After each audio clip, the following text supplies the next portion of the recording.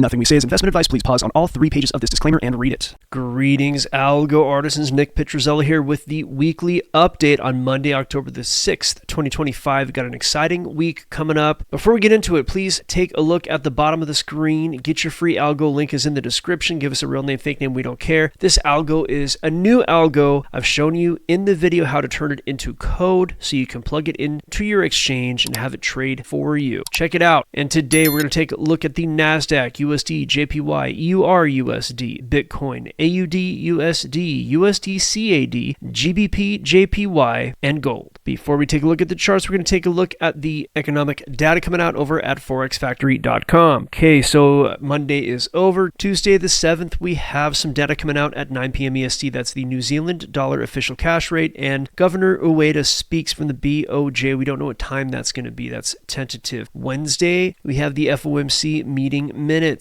This might be eventful or not. It happens at 2 p.m. EST. Thursday, the U.S. data this week, or at least some of it, will be tentative, but Fed Chair Powell does speak at 8:30 a.m. The reason the data for some of these items is tentative is because the government is shut down, and the part of the government that is shut down is who calculates that data. At 6 p.m. EST, the RBA, Royal Bank of Australia's Governor Bullock speaks. On Friday at 8:30 a.m. EST, we have the Bank of Canada employment data. We usually have the average hourly earnings, non-farm employment, change, and other employment data for the U.S. However, that data is tentative because it comes out from the U.S. government. However, at 10 a.m., the preliminary University of Michigan consumer sentiment does come out, and as that is not government data, it will be happening at 10 a.m., and that's the wrap for the week. Let's go ahead and take a look at the NASDAQ. All right, so NASDAQ hit all-time highs today. We had a pretty exciting Monday open, although much of the action actually happened in the futures market, and of course, when everything opened, everything gapped up. Massive move up to your high of 25,255 or so. Exciting Sunday futures and Monday spot open for the NASDAQ. Price made its way all the way up to 25,260, and it does appear like it may simply continue up. I'm looking at the algos now after I did my prior look,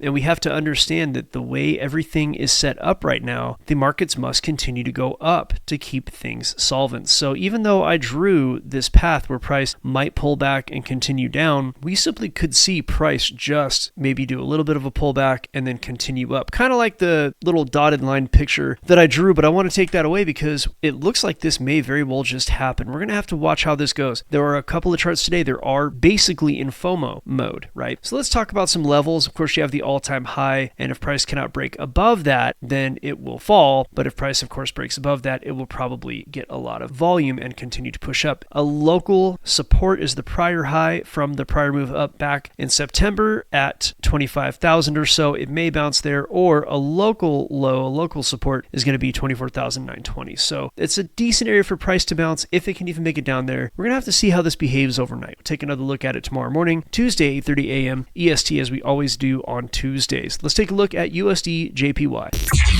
Now, this was a crazy Sunday open. Massive gap up. We're still taking a look at what's going on, but I think some events over in Japan caused the Japanese yen to get pretty weak. Hence, this gap up in the USD-JPY chart, and the dollar is getting a little bit stronger, but the Japanese yen got much, much weaker, so we had a massive gap up. That means that on Friday, it closed down here, and on Sunday, it opened up there. That's how powerful the move was. And price continues to be bullish. Your current low support is going to be at 149.96 yen to the dollar. Current resistance is up at 150.96 yen to the dollar, and price could easily break above that and continue up. And I'm going to just put this trajectory up. It's not a precise look, but it is what I think could happen outside of a rejection. Let's take a look at EURUSD.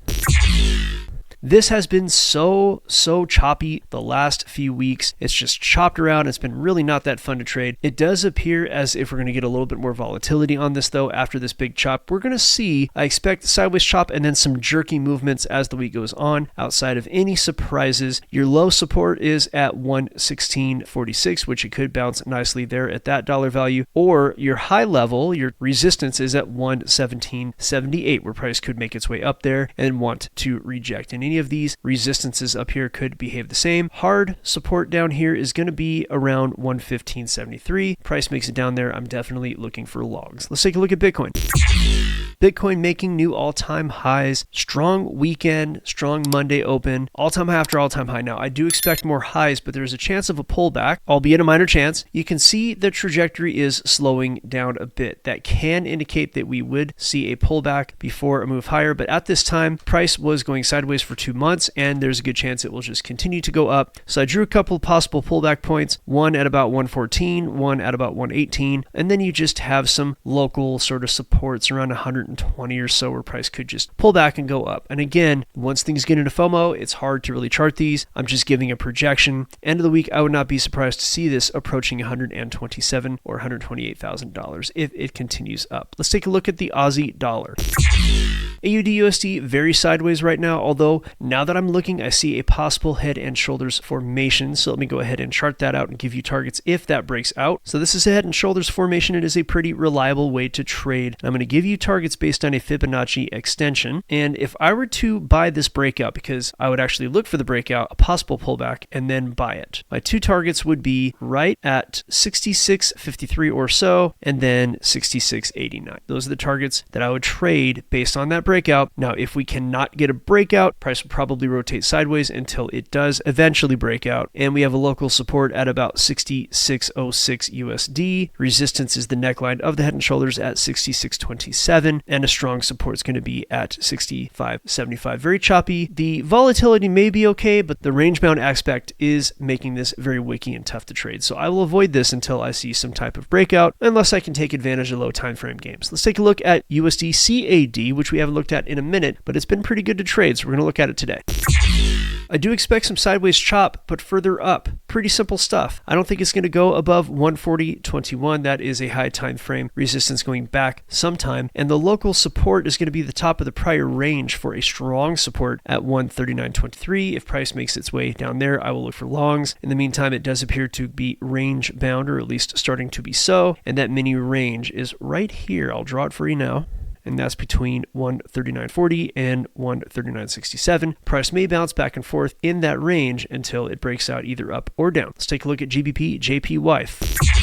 Finally seeing some action. So the Japanese yen is really what's giving it that action. And at this point, all I can really do is sort of give you trajectories. We don't know what it's going to do. Is it going to pull back or not? The Japanese yen is in a state of weakness that could really cause this just to continue up. So all I can really do is give trajectories. I wouldn't concern myself with what it does between now and then, but anywhere between the current price, 202.78, and all the way as high as 205. I know that's drastic, but look what it did in one day, less than a day. So we have to keep an eye on it that way. Not much to talk about. Let's take a look at gold.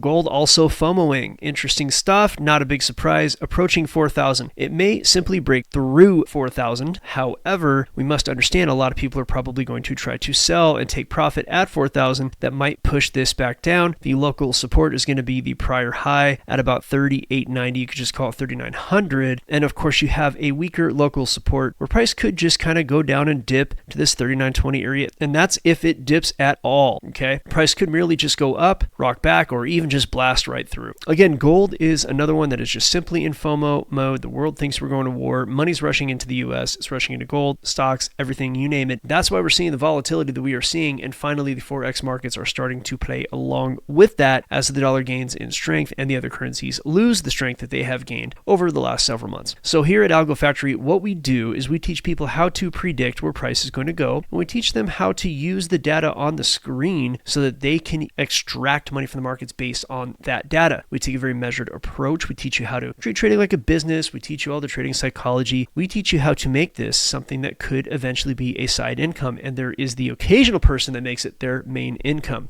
That said, if you want to get that free algo, link is in the description. It's free. I put it right there on the screen, showed you how I built it. I showed you how I turned it into code using AI, Grok, and I showed you the kind of tools that people use to plug it into their crypto or Forex or stock exchange so that this can trade for them when they're not looking. So do yourself a favor, check that out. Check us out Tuesday, Wednesday, Thursday morning, 8:30 a.m. EST sharp. We look at the market before it opens to see what might happen that day. And a lot of times these predictions are going to be sort of corrected or not corrected. Maybe they're perfect. Sometimes they're perfect. Usually there's a little bit of a tweak that goes on as more data comes in. So come on, check us out, algofactory.tech. Learn how to trade like a hedge fund pro, and we will see you tomorrow morning.